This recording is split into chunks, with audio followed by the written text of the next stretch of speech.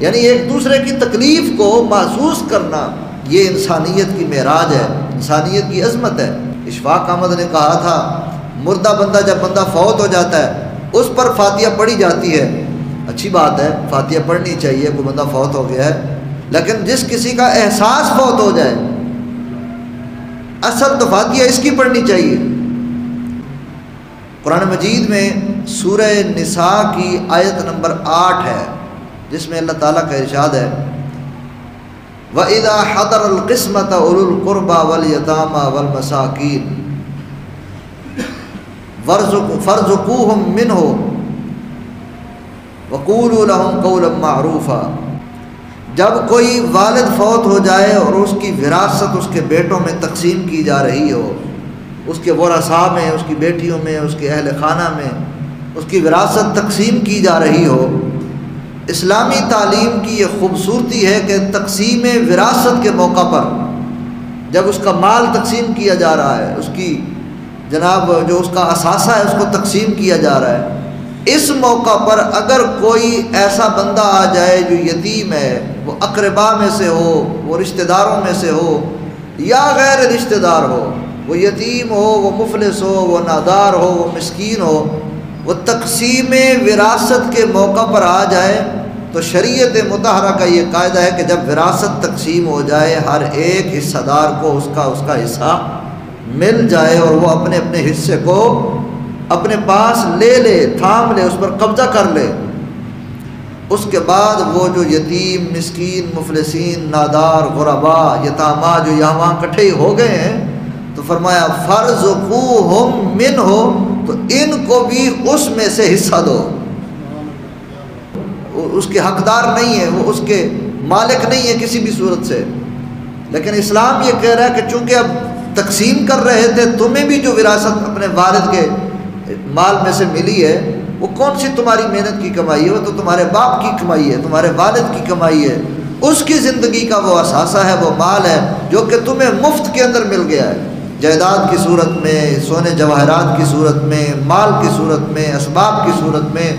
جناب خوردنوش کی صورت میں، مختلف اور اجناس و اقسام کی صورت میں جو چیزیں تمہیں ملی ہیں،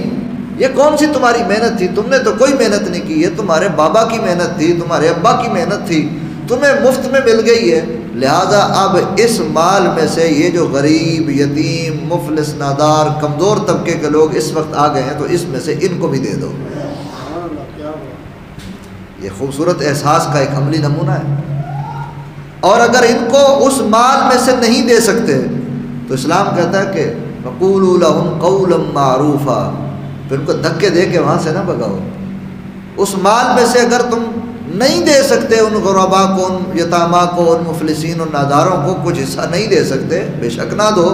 لیکن ان کو دھکے نہ دو، ان کو برا بلا مت کہو اور ان کی تذلیل نہ کرو اور ان کو زد و کوب نہ کرو، ان کو مارو مت، بلکہ وَقُولُوا لَهُمْ قَوْلًا مَّعْرُوفًا، ان کے ساتھ بھی بات کرنی ہے تو معروف طریقے سے بات کرنی ہے، تمہارے الفاظ سلجھے ہوئے ہونے چاہیے، تمہارا انداز خوبصورت ہونا چاہیے، تمہارا لہجہ اچھا ہونا چاہیے، تمہاری آواز پھٹی ہوئی اونچی آواز نہیں ہونی چاہیے، بلکہ تمہاری آواز میں نرمی ہو، شفقت ہو، پیار ہو، محبت ہو، الفت ہو، چاہت ہو، انسانیت کا احترام ہو۔ یہ احساسی جذبے کا ایک شاندار نمونہ ہے۔ اسی طرح اگر ہم آگے دیکھیں، اسلام کا جو نظام زکوٰۃ ہے، اپنے مال میں سے ایک خاص مخصوص حصہ علیحدہ کر کے زکوٰۃ کے طور پر غربا، یتامہ، حقداروں کو ان کا حق پہنچانا، مال پہنچانا، اپنے مال میں سے حصہ نکال کے ان کو دینا، یہ بھی تو ایک جذبہ احساس کا خوبصورت عملی نمونہ ہے۔ اسی طرح عید الفطر ہے، عید الاضحیٰ ہے، قربانی کا موقع ہے، عید الفطر کے موقع پر فطرانہ ادا کیا جاتا ہے، اور بڑی عید کے موقع پر، عید الاضحیٰ کے موقع پر جانوروں کا گوشت، یعنی جانوروں کو ذبح کر کے اس کے گوشت کے حصے کیے جاتے ہیں، یہ جو تقسیم کیا جاتا ہے یہ بھی جذبہ احساس ہے، دوسروں کا احساس کرنا ہے، پڑوسیوں کے حقوق کی تربیت احساس کا شعور ہے، اور اسی طرح والدین کے حقوق کی ادائیگی، کتنی بڑی احساسی، یہ شعوری تربیت دی جا رہی ہے، اور بیماروں کی تیمارداری احساسی شعور دے رہی ہے، یعنی ایک دوسرے کی تکلیف کو محسوس کرنا، یہ انسانیت کی معراج ہے، انسانیت کی عظمت ہے۔ اشفاق احمد نے کہا تھا مردہ بندہ جب بندہ فوت ہو جاتا ہے اس پر فاتحہ پڑھی جاتی ہے، اچھی بات ہے، فاتحہ پڑھنی چاہیے، کوئی بندہ فوت ہو گیا ہے، لیکن جس کسی کا احساس فوت ہو جائے اصل تو فاتحہ اس کی پڑھنی چاہیے، جس کا احساس مر گیا ہے۔ جو بندہ دنیا سے فوت ہو جائے اس کا صدمہ پھر بھی تھم جاتا ہے، بندہ یہ سمجھتا ہے کہ یار اس کو چونکہ یہ تو اللہ کو پیارا ہو گیا، دنیا میں راہ نہیں ہے، فوت ہو گیا ہے،